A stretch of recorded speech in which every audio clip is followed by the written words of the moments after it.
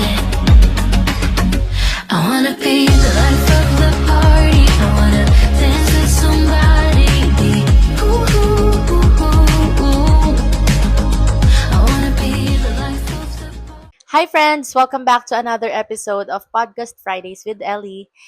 Continuation lang naman to nung naiwan topic nung last Friday. Kasi 'di ba meron tayong topic na still figuring things out at 23. Yen. Yen? Yung iba kasi dyan baka sabihin, bakit walang about love? Bakit walang about relationship? Friendship? Bakit walang ganyan? Bakit puro about sa sarili mo? Malamang ako to eh. Bakit puro about sa career? Bakit puro about sa growth? Kasi yun naman yung main point ko dito sa topic na ginawa natin. Pero sige, papasukan natin to ng love. Kung gusto niyo naman lang advice, charot lang. Kung meron tayong 3 subtopics today, yun yung uncertainty and growth. Next is love and relationships. And last is the closing. Closing remarks na parang nasa event ka lang. So, without further ado, let's get started. First question, are you okay with not having everything figured out yet? Ako, yes. Kasi, hindi mo dapat minamadali lahat ng bagay. And the more na madaliin mo yung isang bagay, the more na hindi mo siya makukuha. Or kung makuha mo man, mabilis lang ding mawawala. Yun, para sa akin lang naman yun. Hindi ko naman sinabing yun na yung pakipaniwalaan yung lahat. Okay? What scares you more? Failing or not knowing what you want? I think mas natatakot ako sa hindi ko na alam yung gusto ko. Kasi yung sa failing, kahit na anong gustuhin mo, possible na mag-fail ka. Pero kapag hindi mo alam yung gusto mo, medyo parang, parang mahirap yun ah. Ano bang gusto mo? Ano bang gusto ko? Hindi ka nga nag-fail, pero wala kang goal. 'Di ba? Parang mas nakakatakot siya. Kayo, comment nyo nga, ano ba yung mas natatakot kayo mag-fail or hindi alam yung gusto? Kasi meron din for sure sa inyo na takot mag-fail. Well, takot naman ako mag-fail. Hindi ko sinabing hindi ako takot, pero mas takot ako sa hindi ko alam yung gusto ko. Next, what's one thing you're currently figuring out in silence? Yun nga, kung anong next step ko. Yun yung hindi ko talaga ma-figure out. Kumbaga, hindi ko alam kung itutuloy ko ba yung kung itutuloy ko ba yung sa corporate setting na sinimulan ko, or magta-try na akong mag-work dun sa field na pinagraduatean ko. So yes, nandito na tayo sa love and relationships. 3 questions lang kasi save na lang natin yung ibang questions about love sa ibang video. So, ito, at 23, mas clear ka na ba sa gusto mo sa love or mas nalilito? Sa ngayon, mas clear na ako sa gusto ko sa love. Kasi, kung ano man yung relationship na meron ako ngayon, sobrang okay na ako dun. Parang sobrang clear ako na ito yung gusto ko. Ito yung love. This is the love that I wanted. This is the love that I deserve. Yes, nasa kanta ko po yan.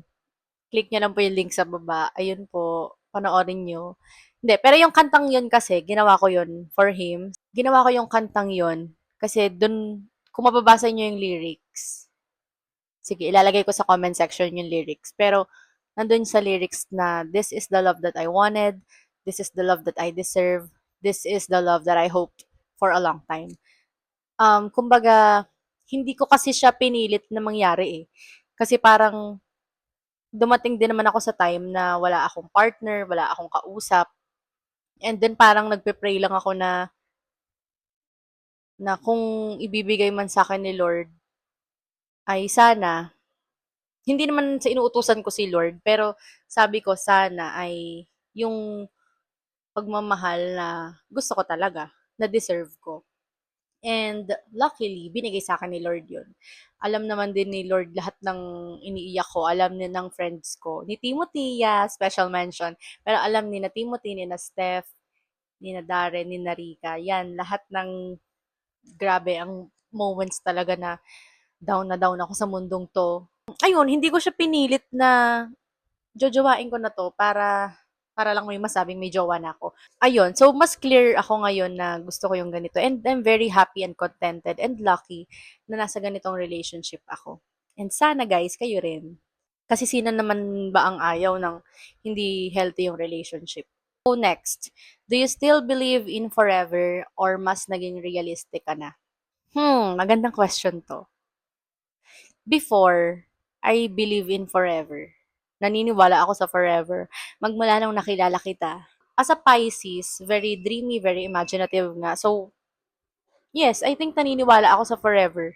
Until now naman, naniniwala ako. Pero mas more on realistic na rin ako. Kasi yun din yung na-realize ko during our partnership. Na hindi natin isa-set sa mind natin na tayo na forever. Kumbaga, doon lang tayo sa totoo, doon lang tayo sa reality na lahat pwedeng magbago, lahat pwedeng mawala, lahat pwedeng mag-iwan. So, ang kailangan lang talaga natin gawin is i-build yung partnership na hindi mawawala, na hindi mang-iiwan at hindi magbabago. I think yun yung ginagawa namin ngayon na we're making our foundation stronger. Siyempre, pag mas matibay yung foundation mo, hindi siya agad-agad mawawasak. Yung foundation kasi na yun, yun yung magli-lead sa forever. So, I think we're building that naman. And I'm happy that we're on the same page. Yun. Pero, yeah, naniniwala ako sa forever. Pero yun nga, aware pa rin ako sa reality. Tama ba yung sagot ko? Does that make sense? Next question. Have you outgrown people you thought would stay in your life? Ako feeling ko normal naman siguro siya. Kasi syempre, hindi lahat ng tao na nasa, for example, nandito tayo sa life na to. And then, yung mga tao sa circle na to, sa life, sa timeline na to, is aligned siya sa personality and behavior mo at this point. Pero along the way, marirealize mo rin and siguro marirealize din nila na hindi na kayo aligned. Like, hindi naman siya sa nag-away kayo or kung ano man negative na nangyari, pero marirealize nyo lang din na at this specific time, ay magkaka-same kayo ng wavelength ng everything.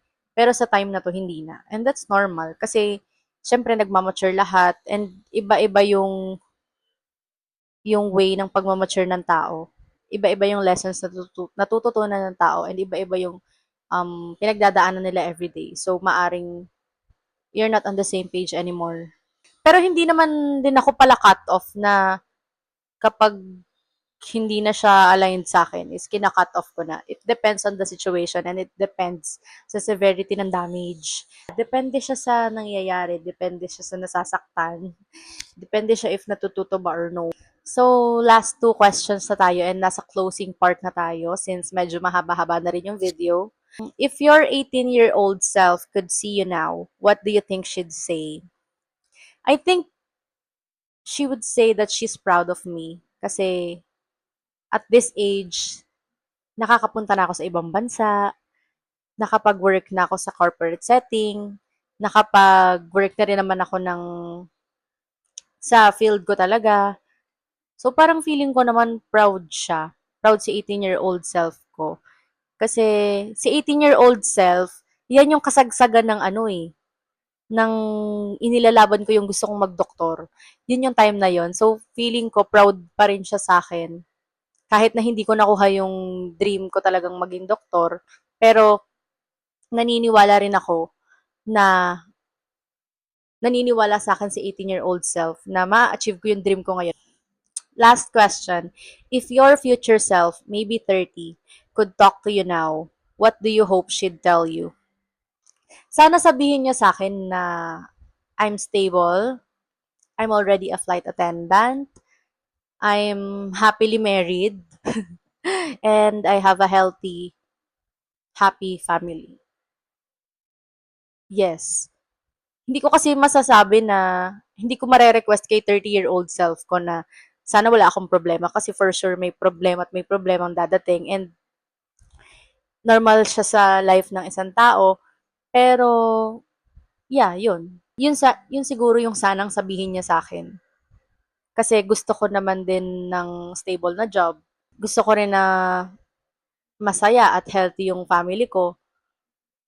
And gusto ko rin maging FA.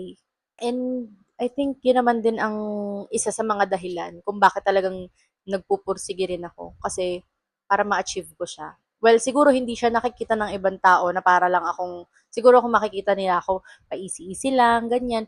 Pero, deep inside, alam kong pinaghihirapan ko rin naman talaga. Like, nag-e-effort naman talaga ako. Baka hindi lang nakikita ng iba kasi I don't need to please anyone. Basta alam ko sa sarili kong ginagawa ko naman yung best ko. Yun naman yung mahalaga. So yeah, thank you so much for watching this episode. So, since nasa last episode na tayo, ano kaya ang sunod nating topic? Feeling ko dalawang tao to, tapos masaya silang kasama. Gusto niyo malaman? Hintayin niyo na lang yung next Friday. Bye!